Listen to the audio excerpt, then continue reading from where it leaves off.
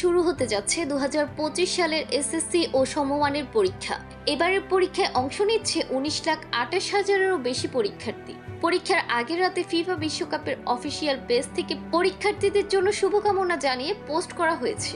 প্রথমবার পোস্ট দেখলে মনে হতে পারে এমনটাই। সেখানে আর্জেন্টিনার কোচ লিওনেল স্কেলানির ছবিও ব্যবহার করা হয়েছে। বুধবার রাত 9টা 3 মিনিটে ফিফা ওয়ার্ল্ড কাপের পেজ থেকে পোস্টটি করা হয়। স্ক্যালোনির ছবির সাথে ক্যাপশনে লেখা হয় দৃষ্টিকোণ, এসএসসি পরীক্ষার শুভকামনা। ছবিতে স্ক্যালোনিকে ইতিবাচক চিহ্ন থামস অ্যাপস দিতেও দেখা যায়। মূলত এটি একটি কাস্টম পোস্ট, কেবলমাত্র বাংলাদেশেই দেখা যাবে এটি। পোস্টের কমেন্ট সেকশনেও দেখা গেছে বিভিন্ন ধরনের মন্তব্য।